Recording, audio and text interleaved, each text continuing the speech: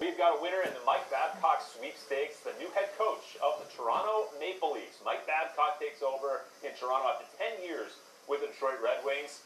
Pretty much stunning news, isn't it, guys? Shocked? I think it's stunning for me because I didn't think Mike Babcock was a guy that was going to go in for a complete and total rebuild, which is what it is in Toronto. I mean, let's face it, that's where they're at.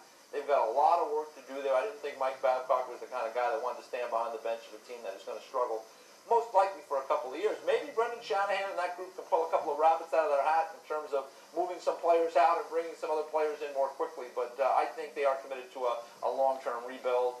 For Mike Babcock, gets a lot of money. I think this says more about his desire to land that big contract than it does about maybe going to the best place. But maybe after 10 years in Detroit, he just figured it was time for a change. So we'll see how it goes. But certainly a big news day for the Toronto Maple Leafs. Yeah, I didn't see this happening either. It was one though with Brendan Shanahan and a Mike Babcock, two guys that are certainly a presence and have some stature, and guys that'll come in and kind of make things a hard mold on what they want it to be. And there's some players in Toronto that we don't know if they're going to be there. You know, Phil Kessel.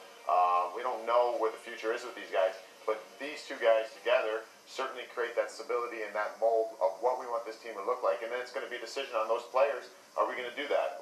If not, they're going to get rid of them. So it's good to see them moving in a direction where you kind of have a little bit of a direction now, and it's one that I think will be good. He was the biggest name, and this is a high-profile position. Head coach of the Toronto Maple Leafs, Mike Babcock, with a long-term deal, and he takes over behind the bench in Toronto.